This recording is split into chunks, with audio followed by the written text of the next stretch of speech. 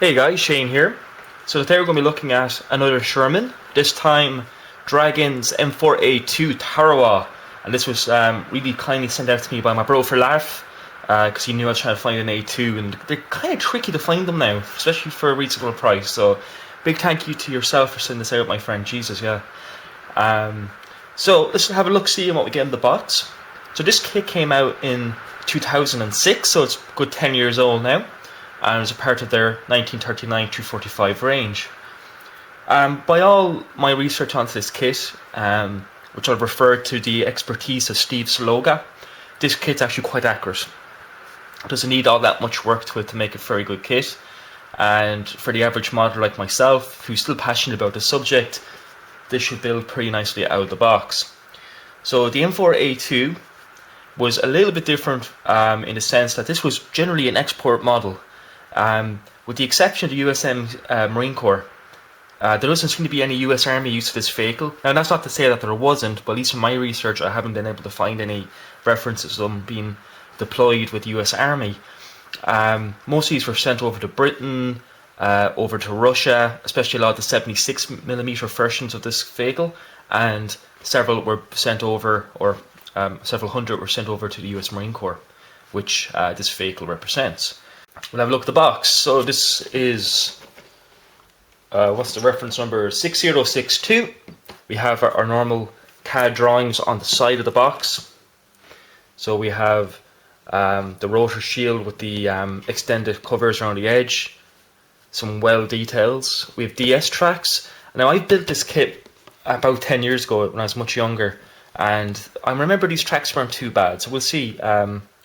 Is my memory anyway off? We have cartograph decals, some photo etch, and then on the other side we have some photos of the turrets, open and closable shell ejection / pistol port, and the commander's cupola.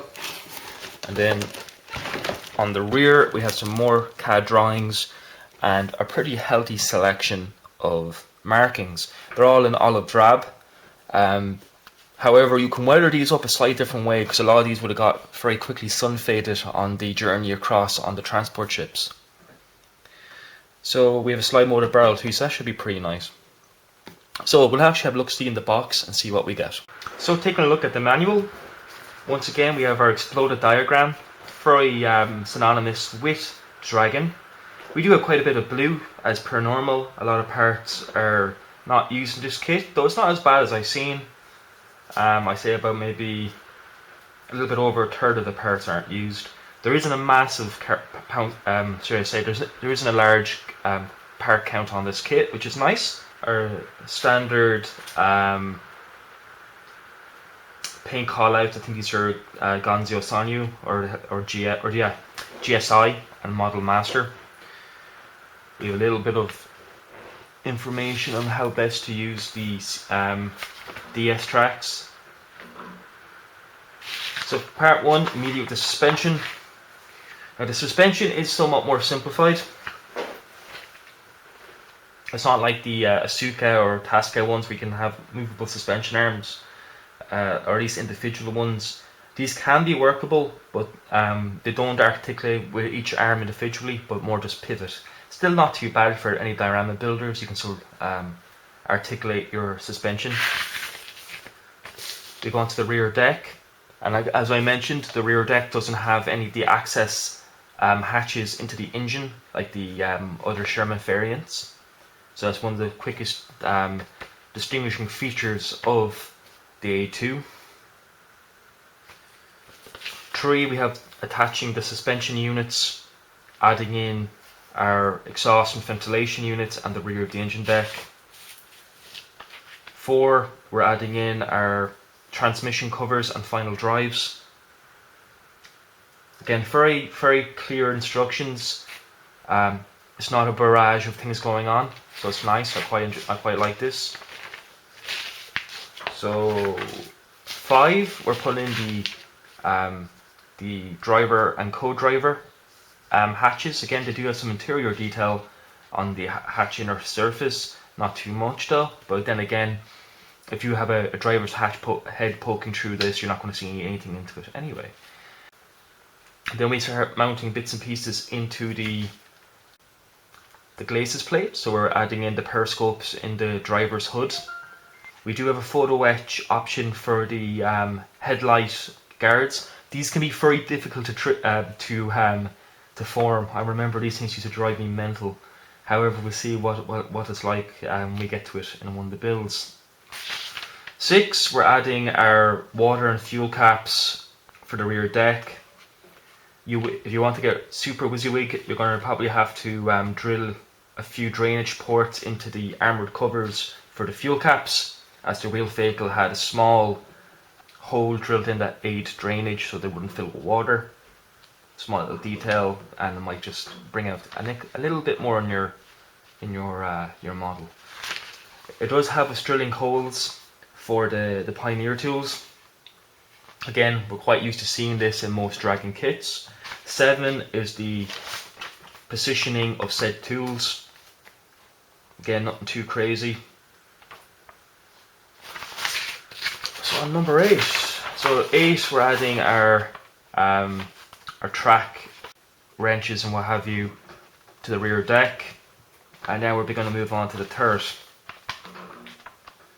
So again, we have our periscopes for the commander and loader, commander's cupola, adding the gun mantlet and the slide molded 75mm gun. We have a photo etch aiming vane for the commander if he wants to futurely lay the gun. We also have some photo etch mounting brackets, or retaining straps, should I say. Should be quite fragile, but a nice addition nonetheless. As it's an A2, it does have its searchlight, and you will see, if you look at most of the photographs of US Marine Corps M4s, that you'll very rarely ever see the 50 caliber anti-aircraft mount actually mounted onto the Fable, or the 30 caliber, whatever. They very rarely ever mounted the machine guns on the back of the tanks, for actually a very interesting reason. Because the Japanese infantry, ever resourceful as they were, and somewhat insane, would hop onto the back of one of these tanks and turn it on the US Marines accompanying the tanks. So after this happening a couple of times, the tank crews decided to leave the machine guns off. There's also stories of Stuart light tanks being knocked out by Japanese soldiers crawling on the top of the tank, knocking on the hatch, and the tank commander not thinking, opening up the hatch, only for a grenade to drop through into the turret and killing the crew. So that's a little anecdotal story, and as far as I can tell, it is true. So, like many tales from World War II, a lot of them are embellished somewhat. Okay, now we go on to the adding of the tow cable. I think the tow cable is a piece of wire, if I do recall correctly. And some very fine photo etch work for the retaining clasps. So this might drive some modders up the wall, like example myself, because I'm not really too good with fiddly photo etch. Step 11, we're adding the upper hull to the lower hull of the turret. Also a nice little detail that Dragon has included in their photo etch fret, which I'll show you in a moment, is the various arsenal marks on the back of the turret, and they're in photo etch. So that's handy if you're doing any more future Sherman builds, that you have at least a few cast markings that you can put into your other builds. On to the decals and marking guides. So they are going to be pretty much belonging to the same unit, or the same battalion at least, for simple fact being they all landed on Tarawa, and Tarawa is a very small island. So first one is C Company, 1st Marine Amphibious Corps Tank Battalion, Tarawa 43. Again, C Company 43, 1st Marine Amphibious Company, once again. So they're all from Secoy, would appear. Yeah, they're all Secoy. And then we have one from D Company, which is the really famous destroyer, which probably wouldn't all go for because it's got the most markings, and it'll help break up the monotony of an auto-drive vehicle. And that is really it. It's a very simple and easy to follow instruction guide. So starting with the goodies we get with this kit, and we actually get quite a few. It's before Dragon got stingy. So we'll start with the controversial ES tracks. I'll just open up one.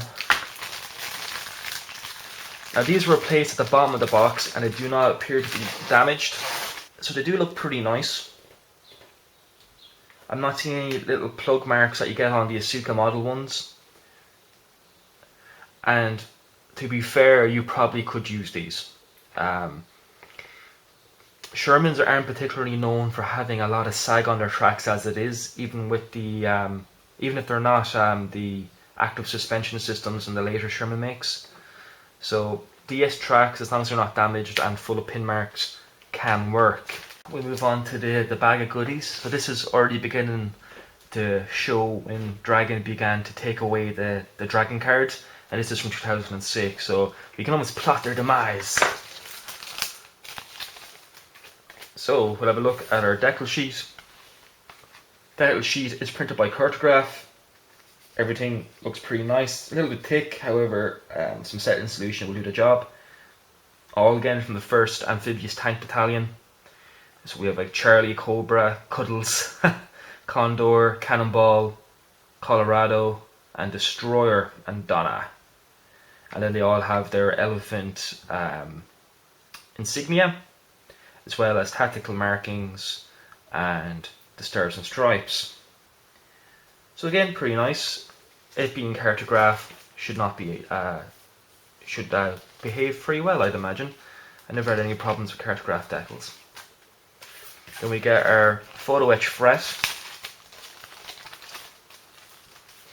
So we have our front fenders, our aiming vane, a few bolt heads, our foundry markers for like the Chrysler and what have you, manufacturing plants. We have our very delicate and probably going to make me lose my mind trying to form headlight guards, a few retaining straps, and then we have our I think these are for the brackets for mounting sand channels, I think, or dust guards. I think, I might be wrong there. Again, it's a pretty nice little photo etch fret. I should add quite a bit to the kit. We have a small bag of wire for our tow cable. Again, I tend not to use these that much because I can never get them to behave correctly. I tend to leave them off. So onto the actual plastic. So all the parts are bagged and they're in the kind of standard grey plastic. So we'll just begin with the smaller of the main part bags. So we have our upper hull, again in the welded design. That is synonymous with A2 and M4. Very nice weld textures up here for the glacis plate. Detail is quite crisp actually. In some ways I'd even say it's slightly crisper than Asuka. Really nice weld beads on the co-driver and driver hoods. No cast texturing on the front plate because these were rolled steel, so it should have a very, very light cast texture. But nothing like the M4A1, which should be quite noticeable, as that actually was a true cast texture. So we have our driver and co-driver hatches. There are retaining springs for the lock to keep them open, and then the swivel mounts for the periscopes. And then we have the armoured covers and a few grab handles. Then we have the mounting bolts for the transmission cover.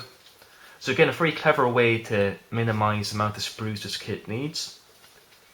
And in all, it's a very crisp one-piece moulding. I'm not seeing any flash or pit marks for a kit this old.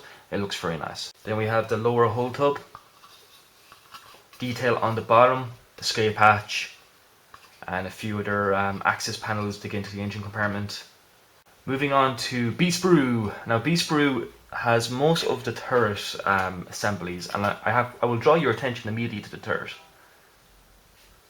One of the nicest cast textures I've ever seen on a turret. It looks very convincing, because often it's so slight on other models you can't even see it. This seems perfect. So I wouldn't even have to come back in and actually add anything to that. At least I don't feel I'd have to. So that's great. A little bit of flashing on the commander's cupola here, but literally if I run my finger off it'll fall right off. Our hatches are the mounting for the mantle, and then we have our inner mantle, if you will. Again, these are actually cast, very nice. And then the actual mantlet itself, very nicely cast texture on that. Once again, slide molded gun barrel, no need to buy aftermarket. Quick pass on with a sanding stick and that seam line will disappear and you'll get one hell of a nice gun barrel. We have some radio mounts for the antenna. Very fragile spotlight mounting bracket. We have the travel lock for the 0.5 HMG, which I don't think there's actually any included for the reasons I gave earlier in this video. We have the jacket for the 30 caliber coax machine gun. So again, very nice, and then we're not being bombarded with parts either. Like they're quite nicely detailed and they're not over engineered, which is great. But there are some very fragile parts here, so care must be taken removing them. We have our separate piece with some interior detail for the shell ejection port / pistol port. Depending on the year and the theatre, these are awful welded shut. So pulling into our transmission cover, one piece, again beautiful cast texturing on this. You can add more to it if you want, but it looks pretty damn good out just as is. We do have our foundry mark and our cast marks, which a lot of kits, including the Yasuka models, do not include, which is a bit of a shame, and it's great that these guys do. So moving on to the final bag, which is most of the running gear and suspension and rear deck details. There's quite a few sprues in this bag, but two of them are copies, so we'll start with this one first. So this sprue contains all our suspension and wheels, and there's quite a bit of flashing on this sprue. Some of the wheels will require a little bit of attention, but just a quick pass or two from a sanding stick will do it. Detail is nice on the wheels, some very small rivet detail, which I'll zoom us into to have a look. So we have very small rivet detail up here.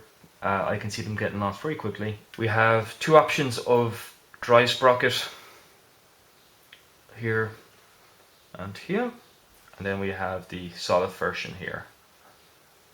So you do have choices. It appears to be, oh no, we have the large style turn roller. Well, it looks actually a little bit bigger than the Yasuka model ones, actually. That's interesting. We have a fire extinguisher that looks oddly like a British fire extinguisher. We have our fuel and radiator caps. A few spare track links. And then the detail on the buggy arms or the buggy units. Again, nice detail, and I actually am seeing cast markings on the inner faces of the swing arms, which I'll bring us in to have a look at. I don't know how well you can see them, but on this side you can just about make them out, which is a great detail. Again, not many companies go to that level of detail, actually include cast numbering, because the Sherman was covered in them. And it's the same on the, where are they? On the buggy arms themselves, on the central column there. I don't know how well you guys can see them, but they're there, and it is most appreciated. So we get two of these sprues. They're identical to each other, so we'll move on to the other large sprue in the bag. So we get a different transmission cover.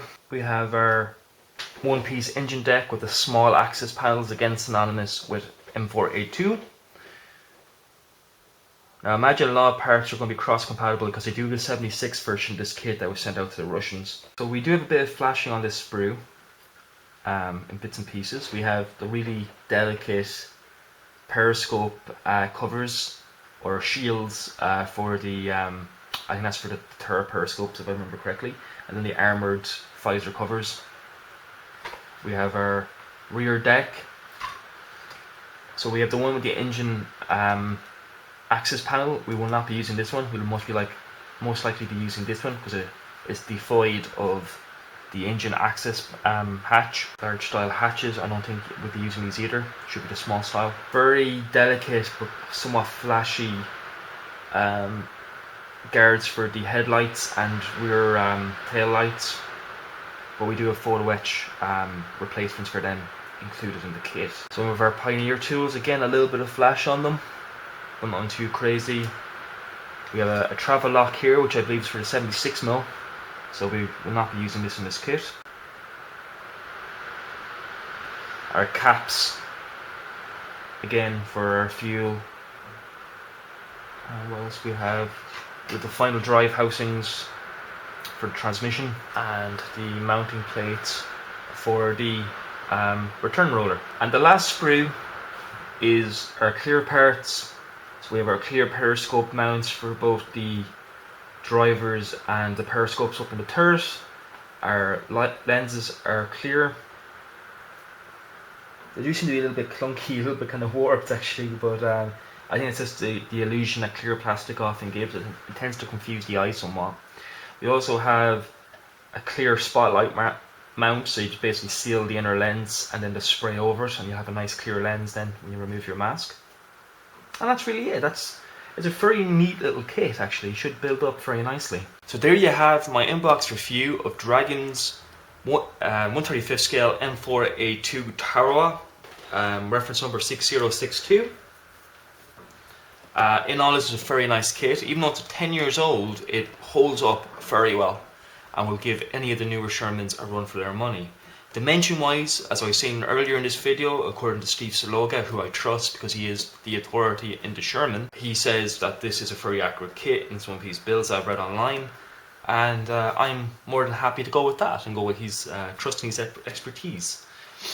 So a big thank you again to my bro for life. So Adam, thank you so much for sending this out, mate. I can't wait to get cracking on this one. As for the Sherman builds, I'm slowly building them up, and hopefully in the next couple of weeks we'll be starting my first Sherman build, which will be the Firefly, which will be done in the Irish Guards colours, and then we'll probably jump onto this then. So thanks very much for watching, guys. Stay safe, happy modelling, and I'll catch you in the next one. Bye bye.